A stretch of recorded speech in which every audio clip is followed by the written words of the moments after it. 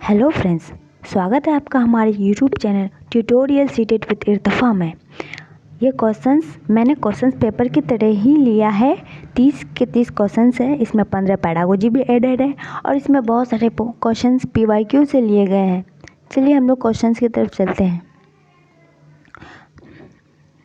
तो आज का हमारा पहला क्वेश्चन है। क्वेश्चन ये है कि महिलाएं पुरुषों की तुलना में कमज़ोर है, ये एक डैश है। अंधविश्वास, मिथक, वैज्ञानिक तथ्य या रूढ़िबद्ध धारणा। तो महिलाएं पुरुषों की तुलना में कमज़ोर है, ये एक क्या है? तो ये एक रूढ़िबद्ध धारणा है। इसका आंसर 4th हो जाएगा। ठीक है। उसके बाद नेक्स्ट क्वेश्चन है। नेक्स्ट क्वेश्चन क्या है हमारा कि 15 ग्राम पर मिलीलीटर घनत्व और 3 ml आयतन किसी वस्तु का द्रव्यमान क्या होगा? ठीक है, 15 ग्राम ml। तो घनत्व बराबर होता है डेंसिटी बराबर द्रव्यमान बटे आयतन। तो इसका द्रव्यमान कितना है? द्रव्यमान नहीं है, द्रव्यमान बटे आयतन कितना है? आयतन 3 है। तो द्रव्यमान निकालेंगे तो 15 या 45 हो जाएगा, 15 गुणे 3। ठीक है, तो इसका आंसर हो जाएगा, थर्ड आंसर हो जाएगा। इसका फोर्थ ये ही नहीं है, ऑप्शन ही नहीं है, तो इसका थर्ड आंसर हो जाएगा। ठीक है। उसके बाद नेक्स्ट क्वेश्चन 3 नंबर है कि गोलकोंडा किला किसने बनवाया? पहला ऑप्शन है पल्लव राजवंश, दूसरा है चोल राजवंश, तीसरा है चालुक्य राजवंश और चौथा है काकतीय राजवंश। तो काकतीय राजवंश ने बनवाया था। ठीक है, फोर्थ आंसर राइट हो जाएगा। फोर्थ आंसर इसका राइट हो जाएगा। ठीक है। नेक्स्ट क्वेश्चन 4th नंबर हमारा है कि ताजमहल के पीले होने के लिए निम्नलिखित में से कौन सा कारक जिम्मेदार है? तो सबसे पहला है क्लोरीन, दूसरा है नाइट्रोजन डाइऑक्साइड, तीसरा है सल्फर डाइऑक्साइड, फोर्थ है सल्फर। तो ताजमहल के पीले होने के लिए निम्नलिखित में से कौन सा कारक जिम्मेदार है? तो ताजमहल के पीले होने के लिए सल्फर डाइऑक्साइड जिम्मेदार है। ठीक है। उसके बाद 5 नंबर क्वेश्चन है कि नीचे दिए गए एक राज्य के ग्रामीण लोग अपने ढालू छत वाले लकड़ी के मकान मजबूत बांस के खंभे पर धरती से 3 से 3.5 मीटर की ऊंचाई पर बनाते हैं। तो पहला ऑप्शन है कि असम, दूसरा है ओडिशा, तीसरा है राजस्थान और चौथा है लद्दाख। तो असम में ऐसा होता है, कितना नंबर क्वेश्चन है? 5। असम में क्या होता है कि वहाँ पे बारिश की वजह से ना बांस के खंबे पे बहुत ज़्यादा ऊंचाई पर घर बनाए जाते हैं। ठीक है। उसके बाद 6ठा नंबर क्वेश्चन है कि टूटता तारा उल्का क्या है? ठीक है। पहला ऑप्शन है कि उल्काव जो पृथ्वी के वायुमंडल में प्रवेश करते ही आग पकड़ लेता है, और दूसरा है कि एक समान गति से चलने वाला तारा, और तीसरा है एक चमकता पिंड जो वायुमंडल में एक समान गति से चलता है, और चौथा है कि एक तारा जिसके एक सिरे पर पुंछ होता है। तो 6 नंबर का राइट पहला ही हो जाएगा। ठीक है, उल्काव जो पृथ्वी के वायुमंडल में प्रवेश करते ही आग पकड़ लेता है। ठीक है। उसके बाद 7 नंबर क्वेश्चन, अल बरूनी कौन था? ठीक है, ये क्वेश्चन VVI अक्सर पूछा है। 2023 जनवरी के एग्ज़ाम में भी ये क्वेश्चन पूछा है कि अल बरूनी के बारे में अक्सर पूछता है। तो अल बरूनी के बारे में सारे डिटेल्स याद रख कर लीजिएगा। तो इसमें पहला ऑप्शन है कि वो एक यात्री था जिसने भारत के लोगों की संस्कृति का अध्ययन करने के लिए कश्मीर से कन्याकुमारी तक की यात्रा की, और दूसरा है कि वो एक कुतुबशाही सुल्तान था जिसने हमारे देश में लगभग 4 वर्ष शासन किया। उसके तीसरा है कि अफगानिस्तान का एक व्यापारी था जो हमारे देश में मेवों के बाज़ारों का अध्ययन करने आया था, और चौथा है कि वो उज्बेकिस्तान का यात्री था जिसने किताब लिखी जो हमारे देश के इतिहास के विषय में जानने में सहायक है। बिल्कुल चौथा राइट आंसर हो जाएगा। कि देखो मैं बता रही हूँ, वो उज्बेकिस्तान से आया था। ठीक है। उन्होंने तालाबों के बारे में, जो हमारे यहाँ किस तरह के तालाब हैं, वहाँ पर कैसे क्या क्या होते हैं, उन्होंने इस पे एक किताब लिखी। तो इससे हमारे देश के इतिहास के विषय में जानने में हमें सहायक होती है कि नहीं? ठीक है, फोर्थ आंसर राइट हो जाएगा। उसके बाद 8 नंबर क्वेश्चन है कि ट्रेन पर PNR दर्शाता है। ठीक है। तो ट्रेन पर वो होता है ना, ट्रेन टिकट का वो टिकट आप लोग गए होंगे, तो ट्रेन टिकट पर एक PNR नंबर होता है, PNR लिखा होता है। तो वो किस चीज़ को दर्शाता है? बहुत किसी को पता होगा ये क्वेश्चन। तो इसका राइट आंसर होगा कि यात्री का नाम रिकॉर्ड। ये बहुत इजी क्वेश्चन है, ये पूछता भी है। यात्री का नाम रिकॉर्ड होता है PNR में। ठीक है। उसके बाद 9 नंबर क्वेश्चन है कि पंखुड़ियाँ के अंदर फूलों के बीच पतली पाउडर जैसी रचनाएं दिखाई देती है जिन्हें कहते हैं। बिल्कुल फूलों की पंखुड़ियों में से पाउडर जैसा होता है ना, देखिए एक पंखुड़ी में एक ऐसे होता है ना कि ऐसे ये सब इस टाइप से होता है, ठीक है। तो इसमें पाउडर, इसको छूइएगा तो पाउडर जैसा होता है, तो उसे क्या कहते हैं, ये क्वेश्चन पूछा है। इसका सिंपल क्वेश्चन है कि 10th में भी आप लोग पढ़े होंगे, इसे पराग कहते हैं, ठीक है। उसके बाद 10 नंबर क्वेश्चन है कि मधुमक्खी पालन के विषय में सही कथन चुनिए, ठीक है। चलिए ऑप्शन पढ़ते हैं। पहला ऑप्शन है कि मधुमक्खी पालन शुरू करने का सबसे अच्छा समय जनवरी से मार्च तक है। उसके बाद दूसरा है कि लीची, यहाँ पे नंबर गलत हो गए। दूसरा है कि लीची के फूल मधुमक्खियों को लुभाते हैं।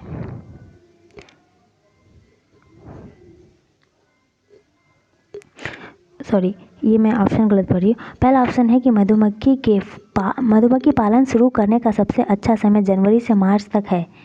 लीची के फूल मधुमक्खियों को लुभाते हैं, ठीक है। उसके बाद ये नंबर गलत हो गए, आप लोग ये कर लीजिएगा। तो तीसरा कि मधुमक्खी पालने और उनके द्वारा उत्पादित शहद का भंडारण करने के लिए बक्सों की आवश्यकता होती है, ठीक है। और उसके चौथा ऑप्शन है, चौथा हो जाएगा, मधुमक्खियों के लिए मीठा घोल बनाने के लिए चीनी खरीदी जाती है। तो यहाँ पे कौन कौन से ऑप्शन हो गए, एक मिनट। बी, ये और ये सही हो जाएगा, ठीक है। मधुमक्खी पालन शुरू करने का सबसे अच्छा समय जनवरी नहीं है, अक्टूबर से दिसंबर है, ठीक है। ये गलत हो जाएगा, बाकी ये 3 ऑप्शन सही है, ये राइट हो जाएगा। मेरा नंबरिंग गलत हो गया था, ठीक है। उसके बाद चलते हैं 11 नंबर की तरफ। तो 11 नंबर का क्वेश्चन क्या कहता है कि खेजड़ी वृक्ष के विषय में सही कथन चुनिए। खेजड़ी वृक्ष, ठीक है। पहले ऑप्शन पढ़ते फिर बताते हैं खेजड़ी वृक्ष के बारे में। पहला ऑप्शन है कि यह वृक्ष मुख्यतः रेगिस्तानी क्षेत्र में पाया जाता है। उसके दूसरा ऑप्शन है कि इसे अधिक जल की आवश्यकता नहीं होती है। तीसरा है कि ये छायादार वृक्ष है जिसकी छाया में बच्चे खेलना पसंद करते हैं। उसके चौथा है कि ये अपने तने में जल एकत्रित करता है और लोग पतले पाइप से जल को पीते हैं। तो इसमें क्या है कि ये वृक्ष मुख्यतः रेगिस्तानी क्षेत्र में पाया जाता है, ये तो बिल्कुल सही है। दूसरा है कि अधिक जल की आवश्यकता नहीं होती है, ये भी बिल्कुल सही है। वो रेगिस्तानी ओक को में ऐसा होता है कि बहुत ज़्यादा पानी उसमें होता है और उसमें जल एकत्रित होता है, तो वहाँ के लोग अगर पानी कमी हो जाती है तो वहाँ पे पाइप लगा करके पानी पीते हैं। तो ये रेगिस्तानी ओक की बात हो रही है। यहाँ पे तो खेजड़ी वृक्ष दिया हुआ है। तो उसके बाद ये क्या, ये छायादार वृक्ष है जिसकी छाया में मिला। तो ए बी सी 1 2 3 कौन से में है, 1 2 3 1 नंबर, इसका राइट आंसर 1 हो जाएगा, ठीक है। उसके बाद चलते हैं नेक्स्ट क्वेश्चन की तरफ। नेक्स्ट क्वेश्चन 12 नंबर है कि निम्नलिखित में से कौन सा पक्षी कैक्टस पौधे के कांटों के बीच अपना घोंसला बनाता है। हाँ बिल्कुल, तो पहला ऑप्शन है शकरखोरा, उसके दूसरा है बया, तीसरा है लीच कलचिरी, उसके चौथा है फाख्ता। तो फाख्ता जो है ये कैक्टस के पौधे में अपना घोंसला बनाता है, उसके कांटों में छोटा वो होता है ना, उसके कांटों के बीच वो ये बनाता है, अपना घोंसला बनाता है फाख्ता, ठीक है। उसके बाद 13 नंबर क्वेश्चन है कि मगरमच्छ मुख्य रूप से शिकारियों द्वारा मारे जाते हैं। मतलब मगरमच्छ जो शिकारी करता है इंसान, या फिर इंसान ही उसको क्यों मारते हैं, उसके किस चीज़ के लिए, सींगों के लिए, खुशबू के लिए, त्वचा के लिए, दांतों के लिए। तो मगरमच्छ को उसके त्वचा के लिए मारा जाता है, ठीक है। 3 नंबर राइट हो जाएगा।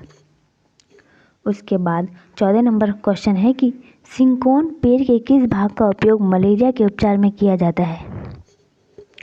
सिंकोन पेड़ है उसका कौन सा भाग मलेरिया में किया जाता है, ठीक है। तो 14 का पहला ही हो जाएगा, छाली का उपयोग हम लोग इसके लिए करते हैं, ठीक है, मलेरिया उपचार के लिए सिंकोन पेड़ का, ठीक है। उसके बाद 15 नंबर क्वेश्चन है कि निम्नलिखित में से कौन सा जड़ नहीं है, इनमें से कौन सा जड़ नहीं है ये बताना। पहला है आलू, दूसरा है मूली, तीसरा है टैपियोका और चौथा है शकरकंदी। तो 15 नंबर का राइट आंसर आलू हो जाएगा, ठीक है। ये क्वेश्चन आप लोगों को पता होगा कि आलू जड़ नहीं है, ठीक है। उसके बाद 16 नंबर क्वेश्चन है कि अनुभव द्वारा व्यवहार में होने वाले परिवर्तन डेस कहते हैं। अनुभव द्वारा व्यवहार में होने वाले परिवर्तन को क्या कहते हैं।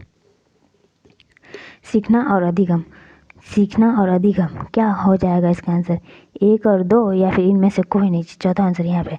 तो ये दोनों हो जाएगा, तीसरा नंबर राइट आंसर हो जाएगा, सीखना भी अधिगम भी, ठीक है। उसके बाद 17 नंबर क्वेश्चन है 17 नंबर क्वेश्चन क्या कहता है कि 17 नंबर कि संजू यात्रा पर गई थी। लौटकर उसने अपनी कक्षा में यह बताया कि वो भारत के सबसे लंबे राष्ट्रीय राजमार्ग पर यात्रा करके आई। वो कहाँ से कहाँ तक की यात्रा करके आई है, ठीक है। आप यात्रा वाला टॉपिक में पढ़े होंगे। 17 नंबर का वाराणसी से कन्याकुमारी तक जाती है, ठीक है। ये पहला ही ऑप्शन सही है। दिल्ली से अमृतसर, ये भी नहीं, दिल्ली से कोलकाता नहीं, दिल्ली से नहीं, वाराणसी से कन्याकुमारी सबसे बड़ा ये होता है, ठीक है। आप लोग पढ़िएगा। उसके बाद चलते हैं नेक्स्ट क्वेश्चन 18 नंबर की तरफ। 18 नंबर क्वेश्चन क्या कह रहा है कि पर्यावरण अध्ययन NEP 2020 के अनुसार, ठीक है, पर्यावरण अध्ययन में अनुभवात्मक सीखने में वृद्धि के लिए शिक्षक शास्त्रीय अभियान का चुनाव कीजिए, ठीक है। पहला ऑप्शन है कि पर्यावरण अध्ययन की चुनिंदा अवधारणा पर ध्यान केंद्रित करना। दूसरा ऑप्शन है कि पर्यावरण अध्ययन के क्षण में कला का एकीकरण करना। उसके बाद तीसरा है कि पर्यावरण अध्ययन के शिक्षक में कहानी कहने का एकीकरण करना। तो इन तीनों में कौन से राइट होंगे? NEP 2020 के अनुसार ये कह रहा है पर्यावरण अध्ययन की में अनुभवात्मक सीखने की विधि। तो 18 नंबर का पहला और दूसरा सही हो जाएगा। पर्यावरण अध्ययन में शिक्षक में कहानी कहने के एकीकरण ये गलत हो जाएगा, ठीक है। पहला और दूसरा, ये तीसरा नंबर ऑप्शन सही हो जाएगा। उसके बाद 19 नंबर क्वेश्चन है कि कक्षा में अध्यापिका महिलाएं चाहती है कि उसके विद्यार्थी आस पास के पौधे का अवलोकन करें। सार्थक अधिगम मतलब सीखने के लिए उसे बच्चों को क्या करने के लिए प्रोत्साहित करना चाहिए? वो चाहती है कि विद्यार्थी आसपास के पौधों का अवलोकन करे, तो उसे क्या करने के लिए सही मतलब वो हो जाएगा, प्रोत्साहित करना चाहिए बच्चों को, जो वो चाहती है।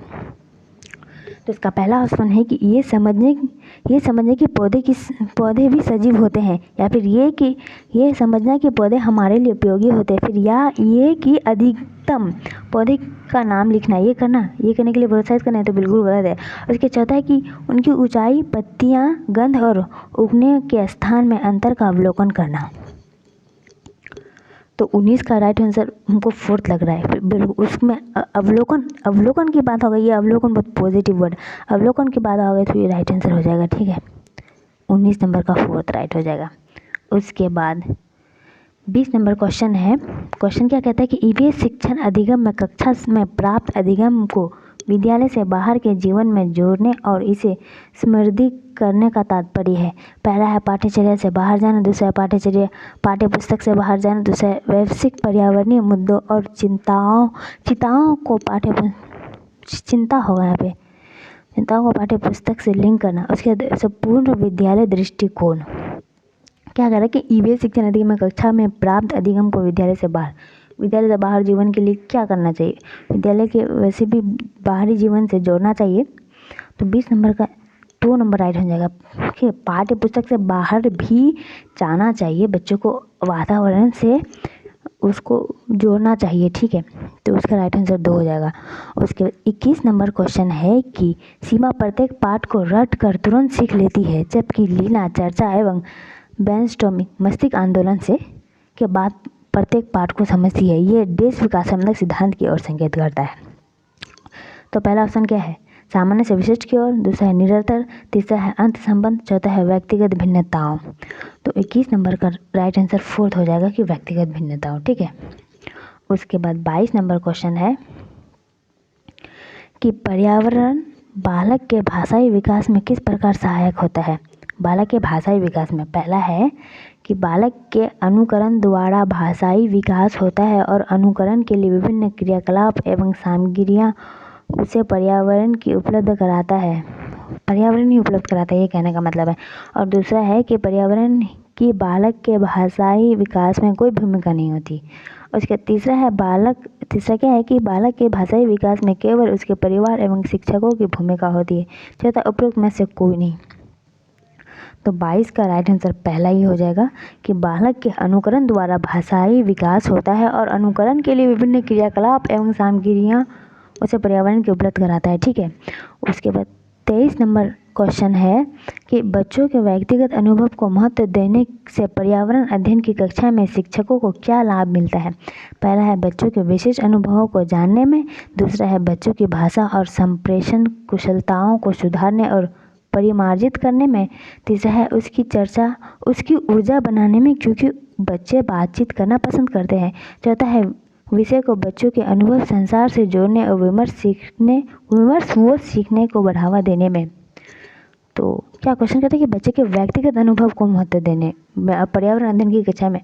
तो 23 का राइट आंसर हो जाएगा कि विषय को बच्चों के अनुभव संसार से जोड़ने और विमर्श व सीखने को बढ़ावा देने में। ठीक है, फिर बच्चों को उसके अनुभव के अकॉर्डिंग अगर आप उसको सिखा रहे तो जो वो ज़्यादा बेटर होगा ना।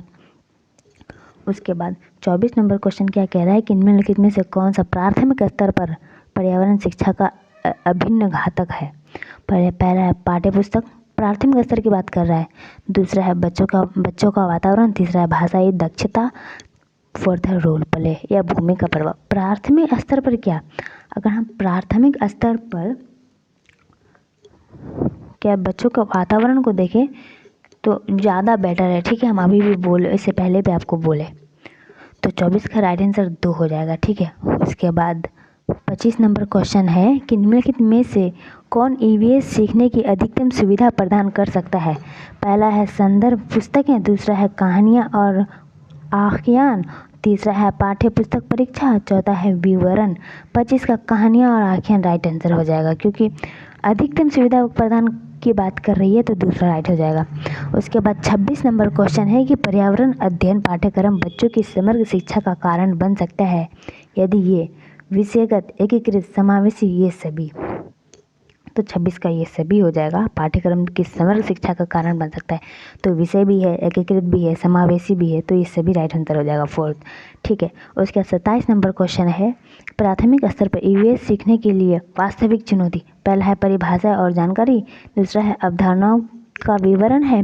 तीसरा है कि विद्यार्थियों के लिए स्वयं को व्यक्त करने के लिए अवसर है। तीसरा है रटकर सीखना है। प्राथमिक स्तर पर ईवीएस सीखने के लिए वास्तविक चुनौती क्या है,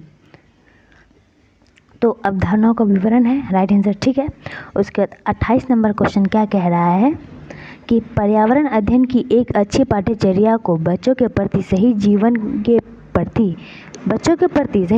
प्रति और विषय के प्रति सही होना चाहिए। पाठ्यचर्या को निम्नलिखित विशेषता में से कौन सी उपरोक्त आवश्यकता को पूरी नहीं करती है। पहला है कि ये शब्दावली और परिभाषाओं पर अधिक बल देती है। दूसरा है ये भाई एवं पूर्वाग्रह, ये भाई नहीं होगा, पूर्वाग्रह से मुक्त होने के लिए मूल्य को बढ़ावा देती है। उसके तीसरा है ये विषय को एक सामाजिक प्रक्रम के रूप में देखने के लिए शिक्षार्थियों हेतु आवश्यक है। चौथा है कि ये शिक्षण अधिगम प्रक्रिया पर अधिक बल देती है। तो इसका ये पता नहीं क्या, मुझे याद नहीं आ रहा है, इसका पहला राइट आंसर हो जाएगा। टाइपिंग मिस्टेक हो जाती है कि ये शब्दावली और भाषाओं पर अधिक बल देती है। उसके बाद 29 नंबर क्वेश्चन है कि पर्यावरण अध्ययन के शिक्षण अपनी कक्षा में वास्तविक चुनौती है। पर्यावरण अध्ययन के शिक्षण की बात कर रहे हैं तो इसकी अपनी कक्षा में क्या वास्तविक चुनौती है। तो पहला है कि विद्यार्थियों को कार्यपत्रक देना। दूसरा है शिक्षार्थियों को सूचना देना। उसके तीसरा है गृह कार्य देना, विद्यार्थियों को सीखने का अवसर देना। तो इसका साफ आंसर फोर्थ ही हो जाएगा। ठीक है, अवसर बच्चों को जितने अवसर देंगे वो उतने सीखेंगे ना, फोर्थ आंसर राइट हो जाएगा। उसके बाद 29 नंबर क्वेश्चन है कि ये लास्ट क्वेश्चन है, ईवीएस के सीखने को मजबूत करने के लिए आकलन का ध्यान केंद्रित होना चाहिए। सीखने पर, सीखने के रूप में सीखने पर, सीखने के लिए या अनौपचारिक सीखने पर। तो सीखने के लिए होता है। ठीक है, फॉर्मेटिव होता है ये। ठीक है, 30 नंबर राइट हो जाएगा। Thank you. ये आज के 30 के 30 क्वेश्चंस हमने सॉल्व किए। इसका PDF अगर चाहिए आपको तो आप PDF channel tutorial CTET with Irtafa join कर सकते हैं। ठीक है, धन्यवाद।